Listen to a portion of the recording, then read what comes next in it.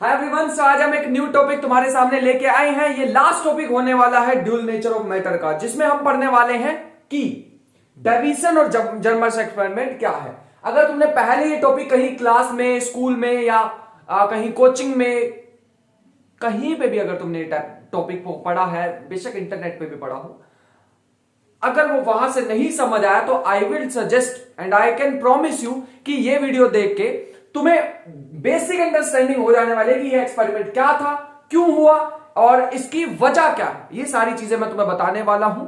और अगर तुम क्लास के एग्जाम की प्रिपरेशन कर रहे हो, उस पॉइंट ऑफ व्यू से इंपॉर्टेंट है। किसी फॉर एग्जांपल अंडरस्टैंडिंग की वजह से ये वीडियो देख रहे हो कि ये वेव क्यों है, पार्टिकल्स, उसके लिए भी इंपॉर्टेंट है। अगर किसी कंपटीशन की तैयारी कर रहे हो तब तो फिर तुम्हें पता ही, हमारा फाइनल गोल तो वही होता है। बात समझ आ गई? तो अपने नोटबुक पेन निकाल लो, बिना किसी देरी के हम स्टार्ट करते हैं अपना लेक्चर। और हमारे लेक्चर में तुम्हें पता है थोड़ी उछल कूद हो सकती है, तो बी केयरफुल।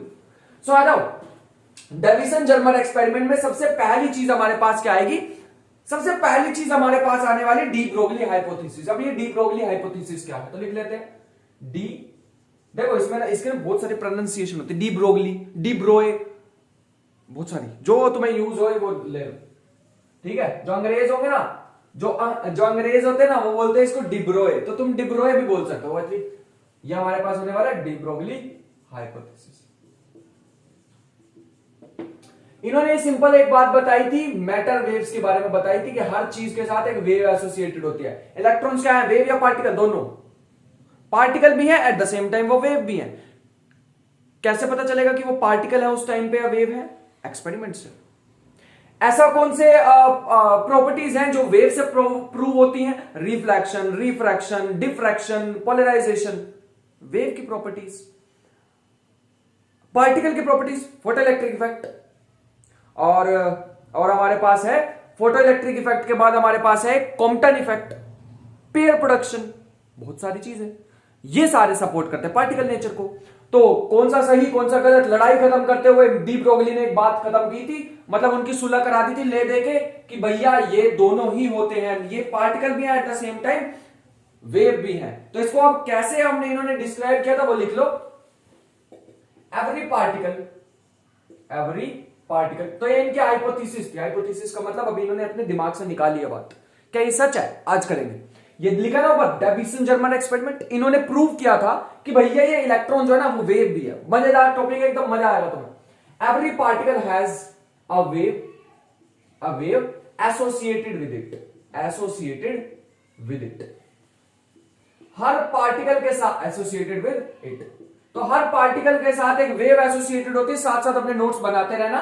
ये डी ब्रोगली ने कहा था। डी ब्रोगली ने कहा था कि हाँ, जब भी तुम एक्सपेरिमेंट को लेने जाओगे, जब भी तुम इलेक्ट्रॉन के पार्टिकल नेचर को देखने जाओगे तो तुम्हें भैया वेव नेचर भी शो होगा। वेव नेचर देखने जाओगे, पार्टिकल नेचर दिखेगा। एक मिनट सर, ये तो आपने बात हमें तब भी बताई थी जब आप यंग्स डबल स्लिट एक्सपेरिमेंट करा रहे थे। आपने कहा था कि मैं बाद में जाके प्रूव कराऊंगा ये वेव भी है at the same time particle भी। क्या ये इसका प्रूफ है? बिल्कुल हाँ, बिल्कुल हाँ। तो इस सारे एक्सपेरिमेंट्स को देखते हुए इन्होंने एक एक्सपेरिमेंट को, एक सेटअप को कंडक्ट किया जो हम करने वाले हैं। लेकिन उससे पहले हम लिख लेते हैं जो डेविसन जर्मर एक्सपेरिमेंट है, Davisson and Germer experiment proved that fast moving electron show wave nature।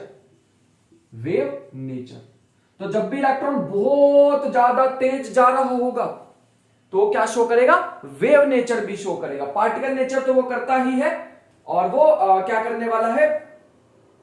Particle nature भी शो करने वाला है। ठीक है, इसको हम ऐसे भी लिख सकते हैं, fast moving electron shows wave nature, और वी कैन से शोज, इसको ऐसे भी लिख सकते हैं, शोज इनके एक्सपेरिमेंट के अकॉर्डिंग शोज डिफ्रैक्शन, इसको ऐसे लिख लो, diffraction which is a property of wave. ये जो हमने डिफ्रैक्शन लास्ट वीडियो में पढ़ा था ना, अभी हमने किया था कुछ दिन पहले, वेव डिफ्रैक्शन और पोलराइजेशन। उसमें जो डिफ्रैक्शन था वो तो वेव की प्रॉपर्टी थी। वो इंटरफेरेंस पैटर्न कौन बनाता है? कंस्ट्रक्टिव एंड डिस्ट्रक्टिव कौन बनाता है? वो तो वेव बनाती थी। तो this is property of wave. Property of wave. तो इसका मतलब ये हुआ कि ये जो डेविसन जर्मर ने एक्सपेरिमेंट किया था, जो भी एक्सपेरिमेंट अभी उसे देखेंगे, लेकिन उस एक्सपेरिमेंट ने क्या किया था कि प्रूव कर दिया था कि अगर कोई फास्ट मूविंग इलेक्ट्रॉन है तो इलेक्ट्रॉन को तो एक ही जगह गिरना चाहिए। अगर वो पार्टिकल, अगर तुम मान लो बुलेट चला रहे हो, ऐसे सीधे खड़े हो बुलेट चला रहे हो, ऐसा भी होगा क्या? ऐसा भी होगा सबसे ज्यादा बुलेट यहां लग रही, कुछ यहां भी लग रही, कुछ यहां भी लग रही, कुछ यहां भी लग रही, कुछ यहां भी, कुछ यहां भी, और टारगेट तुम्हारा यही है हमेशा? ऐसा तो नहीं हो सकता ना। एक ही बुलेट तुमने छोड़ी। मैं तुम्हें एक और एग्जांपल से बताता हूं, अभी तुम्हारा दिमाग थोड़ा सा खराब करते हैं, उसके बाद मैं एक्सपेरिमेंटली दिखाऊंगा, प्रूव भी कर रखा हूं। क्या था एक्सपेरिमेंटली? एक बात, ये मान लो हमारे पास जगह है, यहां से मेरे पास एक गन है, ये एकदम बढ़िया एक मेरे पास गन। इसमें से मैंने बुलेट को फायर करना स्टार्ट किया और यहीं रखा हमेशा, इसका हमेशा यहीं रखा, बुलेट को फायर करता रहा।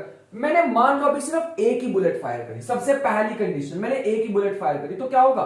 तो तुम कहोगे सर बड़ा सिंपल सी बात है, बुलेट जाएगी यहां लग जाएगी। लेकिन यहां पता क्या हो रहा था? एक इलेक्ट्रॉन फेंका, इनके एक्सपेरिमेंट से पता चला, इन्होंने एक इलेक्ट्रॉन फेंका, एक इलेक्ट्रॉन फेंकने में जो सामने स्क्रीन लगी हुई थी उसमें ऐसा ऐसा पैटर्न बन गया, यहां पे सबसे ज्यादा इलेक्ट्रॉन आया, यहां पे थोड़ा कम आया, फिर थोड़ा कम, फिर थोड़ा कम, फिर थोड़ा कम, फिर थोड़ा। ऐसे कैसे हो सकता है सर? इलेक्ट्रॉन तो पार्टिकल है, वो तो एक ही जगह पे जाके गिरेगा।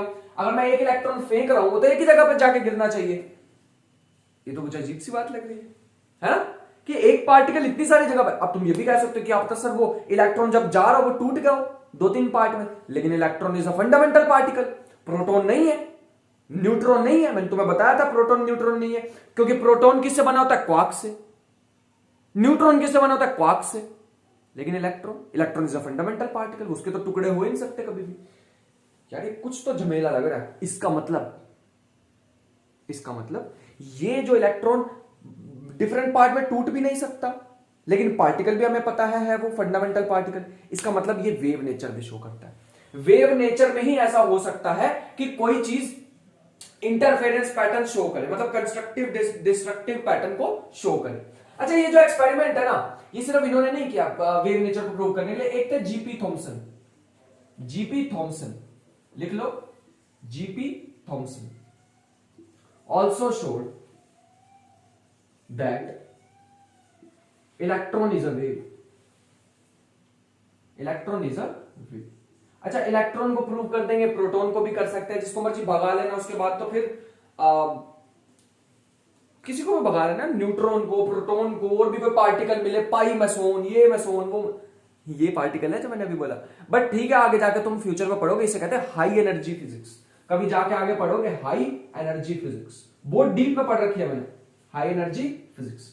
काफी डीप में पढ़ने की कोशिश की है। अब वो कितनी समझ आई है वो तो मतलब ऐसे होता है कि कभी मैं एक्सपेरिमेंट करूंगा इन फ्यूचर तो वो पता लगेगा, बट मैंने काफी अच्छे से पढ़ी है। इनके ये पूरा एक स्टैंडर्ड मॉडल होता है, कभी तुम देखना, कभी इंटरनेट पे लिखना स्टैंडर्ड मॉडल। जैसे केमिस्ट्री में होता है ना पीरियोडिक टेबल, यहां होता है स्टैंडर्ड मॉडल, वहां पे होती है एक्सेप्शन, यहां कोई एक्सेप्शन नहीं है। मैं केमिस्ट्री वालों की बेइज्जती नहीं कर रहा हूं, बट ठीक है, सच्चाई। बट यहां पे कोई एक्सेप्शन नहीं होती, केमिस्ट्री में भी नहीं होती है एक्सेप्शन। वो रीजन ये होता है कि हमें पढ़ाई नहीं जाती है वो चीजें। वो जो तुम एक्सेप्शन सुनते हो ना, एक्चुअल में वो चीजें पढ़ाई नहीं गई होती हमें, ठीक है। उसके रीजन तो बहुत टाइम बाद आते हैं। तो अब लिख लो एक्सपेरिमेंटल सेटअप। अब बातें बहुत सारी हो गई, अब आते हैं एक्सपेरिमेंटल सेटअप पे, जो कि हमारे पास होने वाला है फॉलोइंग एक्सपेरिमेंटल सेटअप। तो एक्सपेरिमेंटल सेटअप में हमारे साथ पास क्या होने वाला है? सबसे पहले हमारे पास क्या होगा?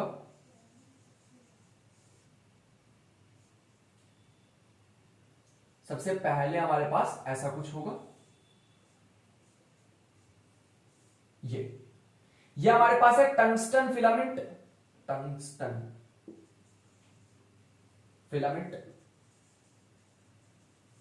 ठीक है। उसके बाद ये बैटरी है, लो वोल्टेज बैटरी है, इसको लिख लो लो वोल्टेज बैटरी। इसको मैं लो एलवी बैटरी लिख दूं, लो वोल्टेज बैटरी। इसका इतना ज्यादा कोई काम नहीं है, हमें सिंपल क्या करना है, ये बैटरी से इसको गर्म करना है टंगस्टन को। अब ये टंगस्टन का जो हमें पता है, तो बल्ब में भी देखा होगा, वो पुराने बल्ब आते थे ना ट्रांसपेरेंट बल्ब, वो एकदम ग्लो करते थे, ग्लो करने से लाइट प्रोड्यूस होती थी। मतलब लाइट तो नहीं हमें प्रोड्यूस करनी है, हमें सिंपल सा क्या करना है, यहां पे हमें तो इसको ग्लो करके एनर्जी निकालनी है, इससे एनर्जी निकालेंगे और आगे हम एक रखने वाले रोड। अब ये हमारे पास क्या करेगा, एनर्जी को रिलीज करेगा और यहां पे हम लगाने वाले बेरियम ऑक्साइड की रोड। अब सर बेरियम ऑक्साइड क्यों लगा रहे हो, ये क्यों, कौन सी रोड होती है, बेरियम ऑक्साइड की road, barium oxide. Sir barium oxide क्योंकि ये ना बहुत अच्छा इलेक्ट्रॉन एमिटर है, इलेक्ट्रॉन एमिटर है। मतलब कहने का है कि जैसे यहां से इसको एनर्जी मिलेगी, तुम्हें पता है मैंने सारी डीप में जाकर चीजें बोहर्स मॉडल में बताई हुई है ना। बोहर्स मॉडल में मैंने क्या किया था, बताया था तुम्हें कि जैसे इसको एनर्जी मिलेगी, इतनी एनर्जी मिल जाएगी कि इसकी एनर्जी आयोनाइजेशन एनर्जी के इक्वल हो जाएगी, तो इलेक्ट्रॉन निकलने स्टार्ट हो जाएंगे, है ना। अगर एनर्जी आयोनाइजेशन एनर्जी के इक्वल हो जाए तो इलेक्ट्रॉन निकलने स्टार्ट कर देते हैं अपनी शेल से। तो इलेक्ट्रॉन निकलने स्टार्ट करेंगे और इधर को भागने स्टार्ट करेंगे इलेक्ट्रॉन, ये इलेक्ट्रॉन भागने स्टार्ट किए। अब क्या करें सर, अब हमें क्या करना है, इस इलेक्ट्रॉन की बीम बनानी। बीम कैसे बनाए, बीम बना तो बहुत मुश्किल लग रहा है सर, नहीं मुश्किल नहीं, मैं बताता हूं। मान लो यहां पर हमने एक सिलेंडर लगा दिया, ये सिलेंडर तो तुम्हें बहुत मोटा सा दिख रहा होगा, लेकिन इसके अंदर एक और सिलेंडर भी, इसके अंदर एक और सिलेंडर भी। ये सिलेंडर क्या कर रहा है, ये सिलेंडर क्या करेगा, इसके साथ हमने बहुत हाई वोल्टेज कनेक्ट कर रखी है, बहुत हाई वोल्टेज, वो भी पॉजिटिव की। ये इलेक्ट्रॉन है ना, यहां पे पॉजिटिव कर दिया तो क्या होगा, ये एकदम उसको खींच लेगा अपनी तरफ। तो this is high voltage battery, very high voltage battery. बात समझ पा रहे हो, this is very high voltage, high voltage battery. यहां तक समझ पा रहे, हाँ। इसके बाद हमने क्या किया हुआ, ये हाई वोल्टेज बैटरी करेगी क्या, ये सिंपल क्या करेगी, इलेक्ट्रॉन की बीम प्रोड्यूस करेगी, ठीक है। ये क्या करेगी, collimate electron into a fine beam, एक पतली सी बीम की तरह, ऐसे मतलब इतना पतला हम इसको बना देते हैं कि एक टाइम पे एक इलेक्ट्रॉन निकले। पूरी कोशिश करते हैं इतना बनाने की, इतना फाइन इन्होंने बनाने की कोशिश की थी डेविसन जर्मन ने, कि एक इतना पतला इसको बना दिया, जो इसका बोर दिख रहा है ना, बोर का मतलब ये जो जितना मोटा दिख रहा है तुम्हें सिलेंडर के अंदर, ये इतना पतला हमने बनाने की कोशिश करी कि इसके अंदर से एक टाइम पे एक इलेक्ट्रॉन निकले, एक टाइम पे एक इलेक्ट्रॉन निकले, इतना हमने पतला इसको बनाने की कोशिश की। उसके बाद हमने यहां पे एक लगा दी निकल का क्रिस्टल। अब तुम कहोगे सर इसका निकल का क्रिस्टल क्यों लगा। एक बात बताएं, सबसे पहले तो मैं ये सारी चीजें तुम्हें बता देता हूं। सर हमें कैसे पता चला एसिड टंगस्टन को रखना, हमें कैसे पता चला बेरियम ऑक्साइड रखना है, हमें कैसे पता चला ये सिलेंडर लो, क्यों नहीं लिया आपने, हमें कैसे पता निकल क्रिस्टल। तुम्हें लगता है ये एक्सपेरिमेंट एक ही बार हुआ होगा, अबे कम से कम भी 100 बार फेल हुए होंगे वो, 100 बार। और कितनी नोटबुक भर दी होंगी उन्होंने, डेटा लिख के फाइनल किसी एक बार निकल गया होगा उनका रिजल्ट, और तो उन्हें कई बार बुक्स नाम दे देती हैं कि वो एक्सीडेंटली उन्होंने रिजल्ट को गेन कर लिया। अरे एक्सीडेंटली कैसे, 1000 बार उन्होंने कभी जाके इसको किया होगा एक्सपेरिमेंट को, जिससे उन्हें पता लगा कि यहां पे निकल रखो तो रिजल्ट अच्छे मिल रहे हैं, यहां पे अगर तुम इस सिलेंडर को रखो तो रिजल्ट अच्छे मिल रहे हैं। बेरियम ऑक्साइड अच्छा इलेक्ट्रॉन एमिटर है, उसको रखो तो हमारे पास अच्छा मिलेंगे। बात समझ पा रहे, तब जाके कहीं पे ये चीज होती है। आप खुद देखो यहां पे क्या है, यहां से इलेक्ट्रॉन घुसेगा, इसके अंदर जाएगा, यहां पे बीम टकराएगी, टकराने के बाद यहां से क्या होगी, रिफ्लेक्शन, यहां से इलेक्ट्रॉन निकलने स्टार्ट होंगे, इधर की डायरेक्शन में इलेक्ट्रॉन निकलने स्टार्ट होंगे। सर आप एक इलेक्ट्रॉन क्यों बना रहे हो एक टाइम पे, क्योंकि इतनी पतली बीम हम बना रहे हैं, इतनी पतली बीम बनाने की कोशिश कर रहे हैं। ये एंगल मान लो फाई है, कुछ फाई एंगल पे इलेक्ट्रॉन है, इतनी पतली बीम बनाने की कोशिश कर रहे हैं कि ऑलमोस्ट, इतना भी पॉसिबल नहीं है बट ऑलमोस्ट एक इलेक्ट्रॉन एक टाइम पे जाए। अब पॉसिबल है, हमारे पास टेक्नोलॉजी बहुत ही बढ़िया आ चुकी है। ये हमारे पास एक सर्कुलर स्केल, ये सर्कुलर स्केल हमारे पास वही, वो तुमने ऐसे देखा होगा, ऐसे करके होता ना, वही वाला स्केल, बस उसी को मोड़ दिया, ऐसे समझ लो, ऐसा वाला स्केल, ठीक है, ये वाला स्केल। इसके यहां पे हमने लगा दिया डिटेक्टर, यहां लगा दिया एक डिटेक्टर, ये मूवेबल डिटेक्टर लिख लो इसे, ये मूव कर सकता है स्केल पे। और ये स्केल सिर्फ यही नहीं है, ये स्केल पूरा ऐसे घुमाओगे ना यहां तक, पूरा ऐसे मेरे बोर्ड के ऊपर से पूरा गोल घूम सकता है, ठीक है। तो इसे यहां तक लिख लो, यहां से लिख लो मूवेबल स्केल। अब हुआ क्या, क्योंकि ये बहुत पतली बीम है, तो अगर मान लो बीम यहां से लग के आएगी तो एक ही तो जगह स्ट्राइक करनी चाहिए, अरे एक ही तो जगह स्ट्राइक करनी चाहिए ना ये जो बीम है। लेकिन ऐसा हुआ, हमने देखा कि ये बीम जो है ना, बीच में तो जिस डायरेक्शन में आ रही थी उस डायरेक्शन में तो सबसे ज्यादा इसकी इंटेंसिटी थी, लेकिन उसके आसपास भी थी। आसपास तो होनी नहीं चाहिए, ये तो इलेक्ट्रॉन है, ये तो पार्टिकल है। मैंने अगर मान लो ऐसे सामने 3 बंदे खड़े हैं, एक तो गोली मार दी, आसपास 3 वाले भी घायल हो जाएंगे, ऐसा भी सुना है। और पतली सी बंदूक है मेरे पास, एकदम छोटी सी रिवॉल्वर, ऐसा मैंने घुमाया, ऐसा रखा, मार दिया, क्या आसपास 2 भी घायल हो जाएंगे? ऐसा तो नहीं हमने देखा सर, पार्टिकल में तो नहीं ऐसे होता, शायद वेव में हो जाता, क्योंकि वेव तो फैल जाती। वेव तो फैल जाती है, शायद उसमें होता होगा, लेकिन पार्टिकल में हमने ऐसा कुछ नहीं देखा। बिल्कुल सही कह रहे हो तो यहां पे हमने ना एक और चीज लगा रखी थी, यहां पे इसके साथ एक अटैच कर देते हैं चीज, गैल्वेनोमीटर, क्योंकि करंट भी दिख जाएगा ना हमें, जैसे इलेक्ट्रॉन आके इस पे लगेगा, तो यहां पे हमने इसके साथ गैल्वेनोमीटर अटैच किया हो, ताकि हमें करंट पता लग जाए कहां पे आ रही है। अरे इलेक्ट्रॉन आएंगे, पता कैसे लगेगा हमें कि इलेक्ट्रॉन आ रहे हैं? वो तो तभी पता लगेगा जब गैल्वेनोमीटर हो, गैल्वेनोमीटर करंट मेजर कर लेगा, इसलिए हम इसको लगा रहे हैं गैल्वेनोमीटर, ठीक है, to detect the electric current, जो कि इलेक्ट्रॉन प्रोड्यूस करने वाला है। तो ये हम यहां तक हम पहुंच चुके हैं। अब ये जो हमारे पास बैटरी है ना, ये जो हमने यूज की थी 6 वोल्ट से लेके 12 वोल्ट तक यूज करी, छोटी लो वोल्टेज बैटरी, यहां तक कोई दिक्कत? अब यहां पे पहला पॉइंट जो हमें ऑब्जर्वेशन का मिला कि पक्का समझ आ रहा है ना कि एक ही बीम आ रही थी, सिंगल बीम यहां से आ रही थी, इस पे लग रही थी, एक ही पॉइंट पे तो आनी चाहिए थी सारी इंटेंसिटी मतलब नंबर ऑफ इलेक्ट्रॉन्स, एक ही पॉइंट पे तो आनी चाहिए थी, फैल क्यों रहे हैं? अगर एक इलेक्ट्रॉन मैंने यहां से छोड़ा होता, यहां पे आके लग जाता, लेकिन उसका इलेक्ट्रॉन का यहां भी इफेक्ट दिख रहा है, यहां भी इफेक्ट दिख रहा है, ऐसे कैसे हो रहा है सर? मतलब अगर मैं फाई में और इंटेंसिटी में, फाई में ये एंगल पे और इंटेंसिटी पे, इंटेंसिटी मतलब नंबर ऑफ इलेक्ट्रॉन्स, ग्राफ देखो तो कुछ ग्राफ ऐसा सा आ रहा है, कुछ ऐसा सा ग्राफ आ रहा है। यहां पे तो पीक है, किसी पर्टिकुलर एंगल पे तो पीक है, कुछ 50 डिग्री पे सबसे ज्यादा मिलती है हमें, 50 डिग्री पे तो ठीक थी, लेकिन ये फिर फैल क्यों रही है? हमने तो एक ही इलेक्ट्रॉन भेजा था। अरे हमने ये एक्सपेरिमेंट ना एक इलेक्ट्रॉन के साथ भी करके देखा, मतलब अभी तो पॉसिबल है ये चीज, है ना, हमने एक ही इलेक्ट्रॉन के साथ करके देखा, ऐसा हाइपोथेटिकली मान लो, अभी हमने करके देखा उस टाइम में जब ये डेविसन जर्मर कर रहे थे, एक इलेक्ट्रॉन भी अगर फेंक के देखा ना, तो एक इलेक्ट्रॉन ने एक ही तो जगह पे जाना चाहिए था, फैलता थोड़ी, उसका इफेक्ट आसपास भी आ रहा है, आना ही नहीं चाहिए था आसपास, इफेक्ट क्यों आएगा? अरे इलेक्ट्रॉन है, पार्टिकल है, वेव थोड़ी है, बात समझ पा रहे हो? रो क्यों रहे हो, लड़के हो? वैसे होता ना डायलॉग, तो वही वाला वैसा ही कुछ। सो रो तो सिर्फ लड़कियां सकती हैं, ऐसा सुना ना तुमने, तो वैसे ही कुछ, इलेक्ट्रॉन है, पार्टिकल है, फैल थोड़ी सकता है, लड़के हो, रो थोड़ी सकते हो, तो वैसा ही कुछ यहां पे है। तो पहला पॉइंट यहां से जो हमें ऑब्जर्व करने को मिला कि इंटेंसिटी जो है वो एक ही पॉइंट पे बहुत ज्यादा थी, इस चीज का ध्यान रखेंगे, इसको साथ साथ नोट भी करते रहेंगे और बना लेंगे कि हमारे पास एक ही पॉइंट पे जो इलेक्ट्रॉन है वो मतलब एक ही पॉइंट पे इंटेंसिटी आनी चाहिए थी, लेकिन यहां पे डिफरेंट इंटेंसिटी आ रही है। तो हम यहां पे देखेंगे, लिखेंगे दिस एक्सपेरिमेंट was performed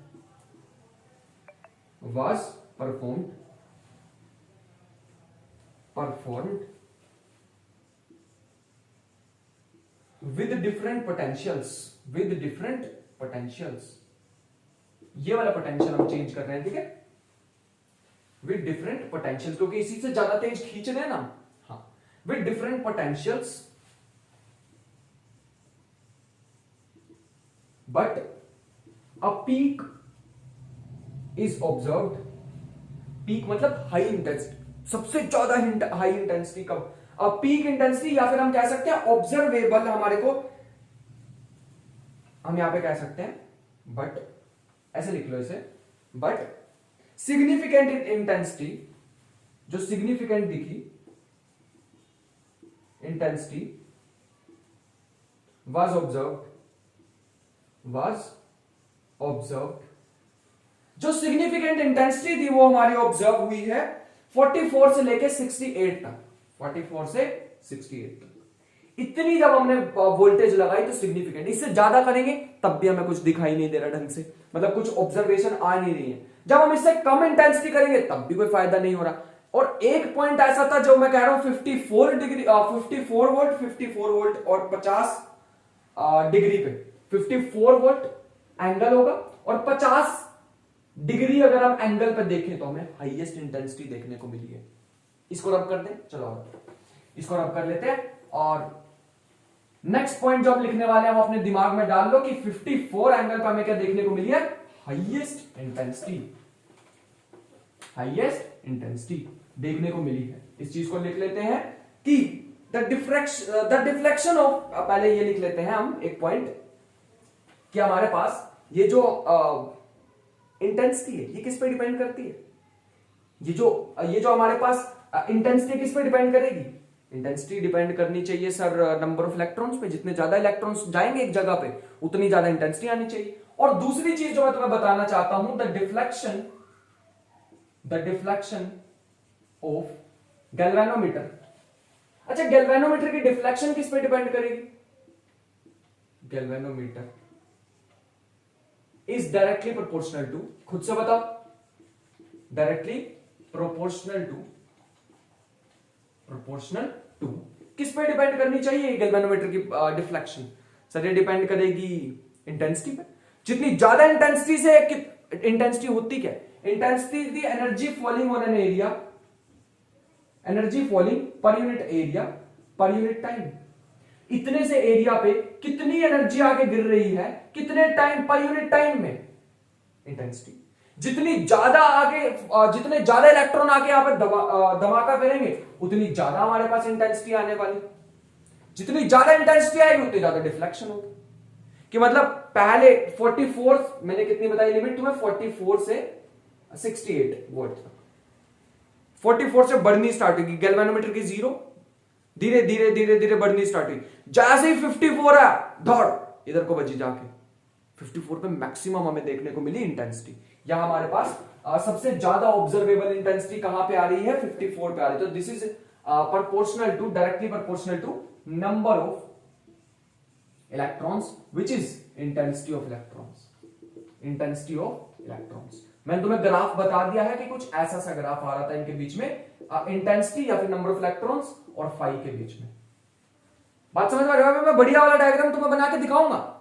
ये तो मैंने जस्ट ऐसे ही बनवाया कि ऐसा हमें दिखाई दे रहा था। अब हम यहां पे देखेंगे एट 54 वोल्ट, तीसरा पॉइंट लिखेंगे, ये जो हमारी ऑब्जर्वेशन मिली हमें, at 54 volt peak of electrons, peak of intensity of electron was observed at 50 degrees. मतलब 50 डिग्री पे अगर हम चले जाएं, 50 डिग्री पे, तो हमें सबसे ज्यादा डिफ्लेक्शन इसकी गैल्वेनोमीटर की वहीं पे मिल रही। गैल्वेनोमीटर की डिफ्लेक्शन कह सकते हो या फिर हम कह सकते हैं इंटेंसिटी सबसे ज्यादा वहीं मिल रही है। दोनों प्रोपोर्शनल लिखा, जितनी इंटेंसिटी उतनी डिफ्लेक्शन, ठीक है। ऐसे भी लिख सकते हैं मैक्सिमम डिफ्लेक्शन ऑफ गैल्वेनोमीटर, बात समझ आ रही है यहां तक? अब क्या हुआ, नेक्स्ट चीज हमारे को यहां पर देखने मिली कि जब भी हमारे पास इंटेंसिटी जो है, वो जो पीक हमें ऑब्जर्व हो रही है एक पर्टिकुलर एंगल पे, वो शो कर रही थी कंस्ट्रक्टिव इंटरफेरेंस की तरह। एक जगह मैक्सिमम आई, उसके आसपास भी, ऐसे नहीं कम हो गई, उसके पास खत्म नहीं होगी, उसके आसपास भी हमारे को इंटेंसिटी मिली। जब हमने ग्राफ देखा इंटेंसिटी में, या फिर यहां लिख देते हैं नंबर ऑफ इलेक्ट्रॉन्स और यहां लिख देते हैं फाई, इनके बीच में ग्राफ हमें मिला ऐसा, 30 से लेके 80 डिग्री तक, यहां पे लिख देते हैं 80, इसको थोड़ा बड़ा कर देते हैं 80, यहां लिखते हैं 80 डिग्री से 30 से लेके 80 तक हमने देखा। लेकिन जो हमारी पीक आ रही है ना, पीक वो हमारे आ रही थी 54 पे। बात समझ पा रहे हैं? तो यहां से हमें देखने को मिला द पीक ऑफ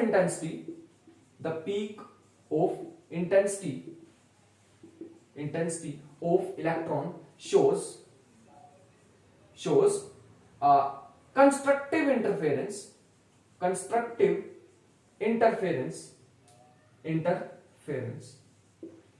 तो पीक जो थी वो कंस्ट्रक्टिव इंटरफेरेंस, उसके आसपास डिस्ट्रक्टिव इंटरफेरेंस। ऐसा क्यों? क्योंकि ऐसा नहीं बिल्कुल खत्म हो गई, बिल्कुल खत्म थोड़ी हुई उसके पास आसपास। हाँ, इलेक्ट्रॉन यही लग रहे थे सबसे ज्यादा, इलेक्ट्रॉन यही लग रहे थे 50 पे, सॉरी मैंने 54 शायद अभी बोल दिया, 50 डिग्री पे सबसे ज्यादा मिल रहे थे। लेकिन 50 डिग्री के आसपास खत्म थोड़ी हो गया उसका इफेक्ट। उसका इफेक्ट तो वहां पे भी था कि 50 के लेफ्ट राइट में।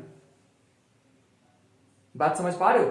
तो यहां से हमें पता लगा the peak of intensity of electron shows constructive interference at a particular angle phi.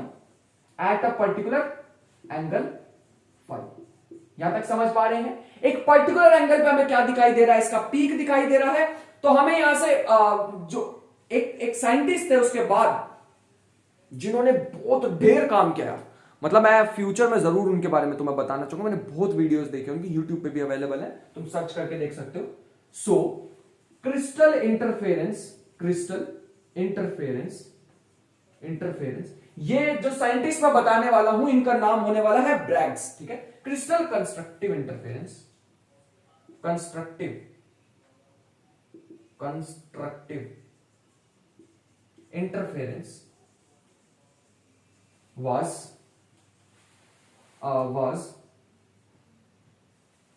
ऐसा कह सकते हैं explained using Bragg's law.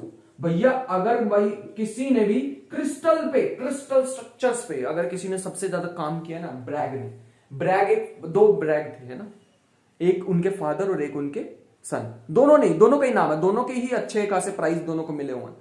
Bragg's law, दोनों को ही अच्छे खासे। अगर तुम कभी भी ब्रैग का नेम देखो तो तुम कंफ्यूज मत होना कि कौन सा है, दोनों ही काम किया बंदे। मतलब एक तो अभी अभी मतलब जो उनके सन थे उनके तो एक्सपेरिमेंट तुम यूट्यूब पे भी जाके देख सकते हो, ढेर एक्सपेरिमेंट उन्होंने क्रिस्टल स्ट्रक्चर पे कर रखे हैं। क्रिस्टल स्ट्रक्चर पे तो मेन ही काम उन्होंने कर रखा। तो ये ब्रैग्स लॉ था क्या, ये था हमारे पास 2d sin theta equal to n lambda. ये d क्या है, ये होता है distance between crystal layers, crystal layers. ये थीटा हमारे पास होता है। थीटा हमारे को ध्यान से देखना है, क्योंकि अभी तक हम जितना भी इंटरफेरेंस की बात करते आए हैं उसमें हमने क्या करा है, theta is the angle between incident ray and atomic layer. बाकी तो तुम्हें पता ही होगा कि एन क्या होता है, ऑर्डर, लैम्डा क्या होता है, वेवलेंथ। लेकिन सर ये लो आया कहां से, ये तो बताओ। ये लो आप ले तो आया कहां से, बताते, आ जाओ। तो नेक्स्ट हेडिंग डाल लो ब्रैग्स लॉ। इतना कोई मुश्किल नहीं है, मुश्किल होता या कोई एडवांस चीज होती तो छुड़वा देते, कह देते कॉलेज में पढ़, लेकिन है ही नहीं कुछ। तो 2 मिनट लगेंगे, फटाफट इसको सीख लेते हैं, फिर वापिस आते हैं। और क्या हुआ, तो ये क्या ब्रैग्स लॉ से कितनी कैलकुलेशन करके हमारे पास कितना रिजल्ट आ रहा है वो फटाफट देख लेते हैं, आ जाओ। अभी बस आने वाला है, पोल खुलने वाली है कि इलेक्ट्रॉन वेव है या पार्टिकल है। मतलब वो क्या इलेक्ट्रॉन वेव भी है, पार्टिकल तो था ही। तुम्हें पता है ये जो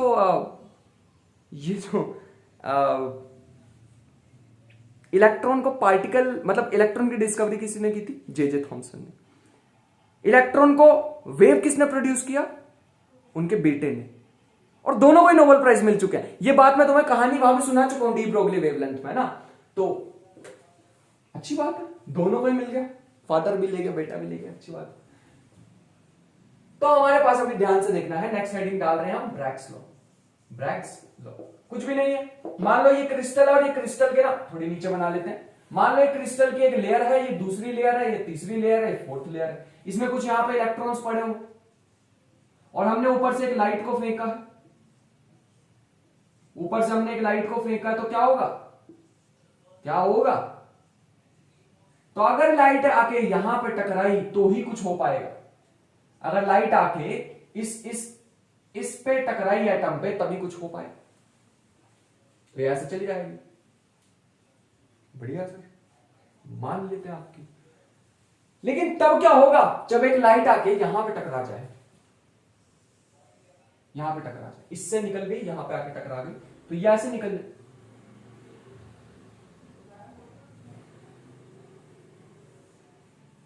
इसको थोड़ा सा मुझे ऐसे बनाना चाहिए, ऐसे कुछ। एक मिनट रुक जाओ, इसको थोड़ा सा सही कर लेते हैं।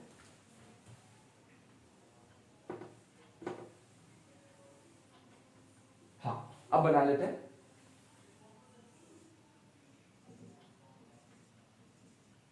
अब ठीक, यहां पे एक लाइट पड़ी, यहां से निकल गई, यहां पे एक लाइट पड़ी, यहां से निकल गई, ठीक है।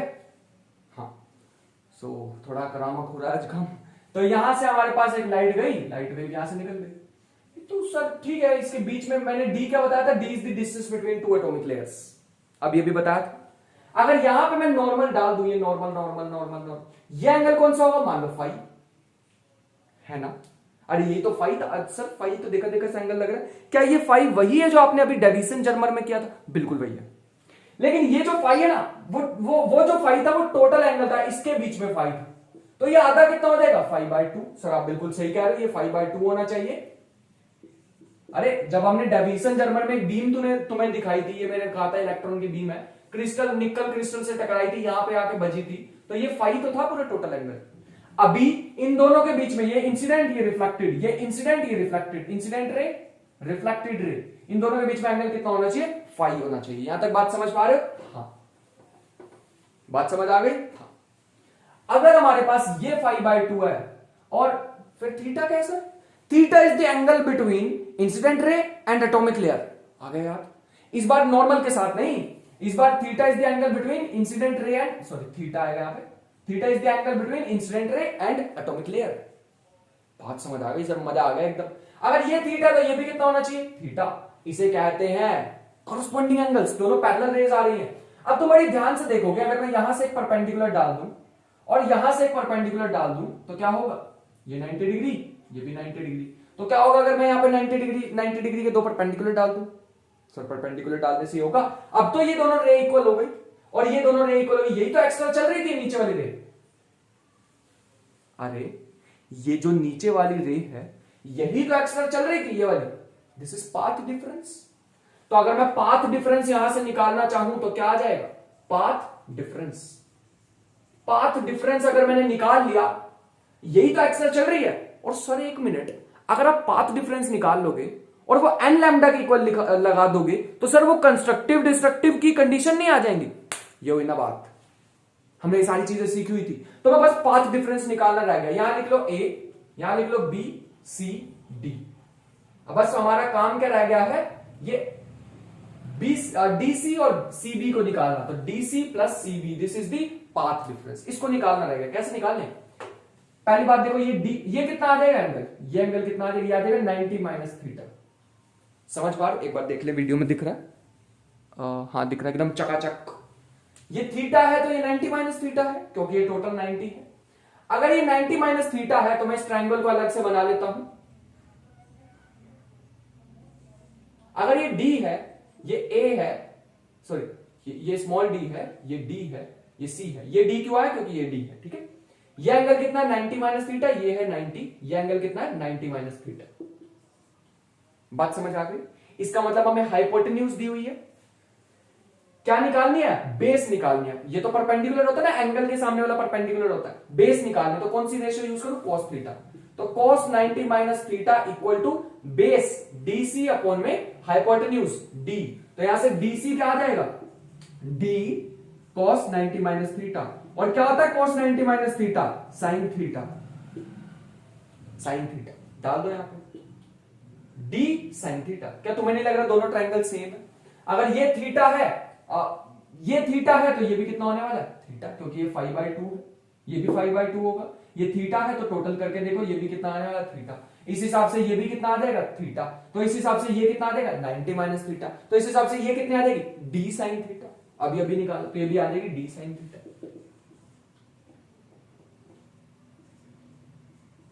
बात समझ में आ रही है? तो टोटल कितना हो गया? 2d sine theta.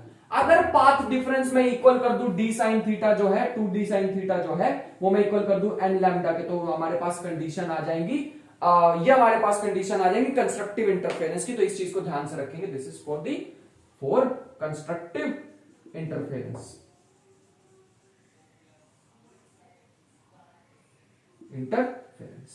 बात समझ में आ रही है क्या? That is it. अब बस मेरे को सारा काम हो गया। ब्रैग्स लो मेरे को समझाने दो, और ये मैंने एक्स्ट्रा समझाया थोड़ा सा। ठीक है, इस चीज को ध्यान रखो। तो यहां तक एक बार नोट कर लेंगे बोर्ड से। सब हम आ चुके हैं फाइनली वापिस। तो सॉरी फॉर गोइंग। ठीक है, चलो। तो हमारे पास क्या आ जाएगा? हमें पता है कि ये जो फाई की वैल्यू कितनी है, ये फाई की वैल्यू हमारे पास कितनी है? 50 डिग्री। 50 डिग्री पे तो मिलता है हमें। ये जो डी है इसकी वैल्यू कितनी आती है? ये जो ब्रैग है ना, बहुत काम किया इन्होंने, बहुत काम। क्रिस्टल बहुत से ज्यादा, एक सिंगल फोकस रखा अपनी पूरी लाइफ में कि हम क्रिस्टल की स्ट्रक्चर की बात करेंगे, क्रिस्टल के स्ट्रक्चर की डिस्कशन करेंगे। और डीप इतना चलेगा ना, मजा आ गया मतलब इनकी डिस्कवरीज देख के। और तुम इनके लेक्चर भी देखना, तुम्हें मजा आ जाएगा। डी हमारे पास क्या आ जाएगा, और डी की इन्होंने वैल्यू बताई है जोन सी 0.91 एंगस्ट्रॉम। कैलकुलेट करके बहुत एक्सपेरिमेंट करे बहुत, लेकिन सर हमें फाई थोड़ी चाहिए, हमें तो फॉर्मूला के लिए थीटा चाहिए, तो निकाल लेते हैं। अगर तुम यहां से बड़ी ध्यान से देखो तो क्या थीटा प्लस 5/2 इक्वल टू 90, इस पे देख लो टोटल कितना 90, जो कि बन रहा है थीटा और 5/2 से। अगर मैं थीटा प्लस इसको कितना कर दूं 50 बाय ये आ जाएगा 25, 90 डिग्री। देख लो एक बार सही किया हमने, तो ये हमारे पास आ जाएगा 25 degree, which is theta equal to 65 degree. 65 इसमें डाल दो, तो हमारे पास थोड़ी सी मैं जगह बना लेता हूं।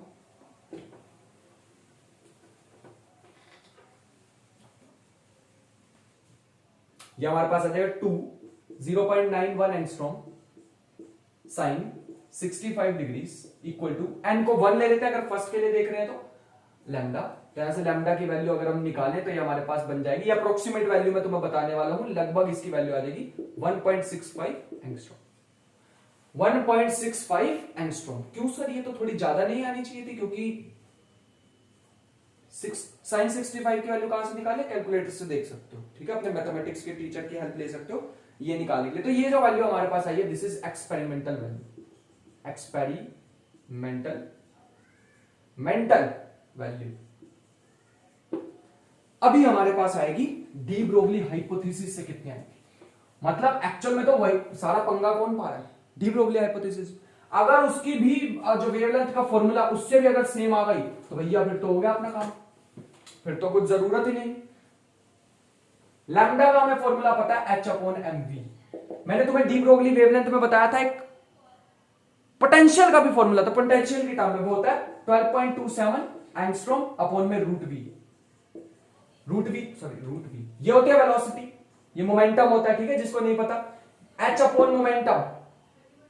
इसी से हमने एक फॉर्मूला डिराइव किया था कैपिटल वी पोटेंशियल की टर्म्स में, ठीक है। यहां पे मोमेंटम को लिख सकते हैं रूट में 2me एनर्जी में, और फिर हमने वहां से एनर्जी को लिखा था ev, है ना, जो बैटरी वर्क डन करती है वो एनर्जी में कन्वर्ट हो जाता है, इलेक्ट्रॉन को भगाने की काइनेटिक एनर्जी में कन्वर्ट हो जाता है। तो वहां से हमने एक फॉर्मूला इलेक्ट्रॉन के लिए, ये ध्यान रखना ये इलेक्ट्रॉन के लिए वैलिड है, इलेक्ट्रॉन के लिए। तो क्या हम कौन सी बात कर रहे हैं, यही भूल गए बात किसकी कर रहे हैं, ये किसकी बात कर रहे हैं, इलेक्ट्रॉन की बात कर रहे हैं।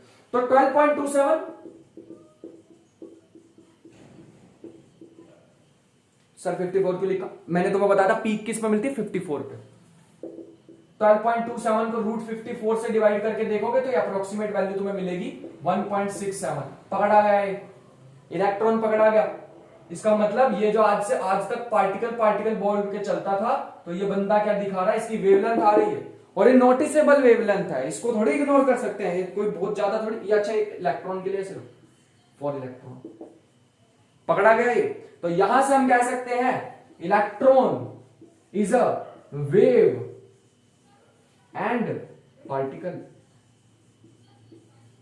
इट शोज ड्यूअल नेचर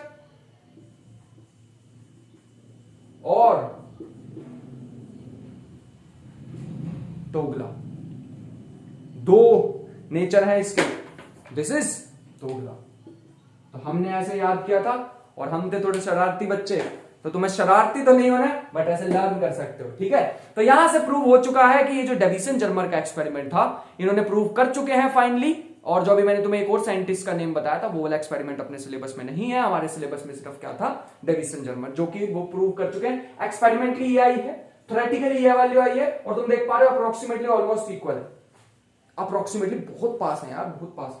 तो इसका मतलब ये चीज क्या है, इलेक्ट्रॉन जो है वो वेव है, हमने फाइनली प्रूव कर। तो this was an easy to explain, but जब इन्होंने किया होगा तो बहुत टफ रहा होगा ना, कितनी सारी चीजें उन्होंने अलग अलग बदल के देखी होंगी, बट ठीक है, काफी इजी चीज थी, काफी अच्छे से समझ आया है। आई होप तुम्हें भी आया हो जितना मुझे मजा आया है। मिलते हैं नेक्स्ट वीडियो में। नेक्स्ट हम स्टार्ट करने वाले हैं इसके बाद डी ब्रोगली के बाद एटम, हम करने वाले न्यूक्लियाई चैप्टर स्टार्ट करने वाले हैं, तो उसमें आई होप कि तुम्हें और ज्यादा मजा आए, ठीक है। मिलते हैं नेक्स्ट वीडियो में, तब तक के लिए ख्याल रखें, पढ़ते रहें, बाय बाय।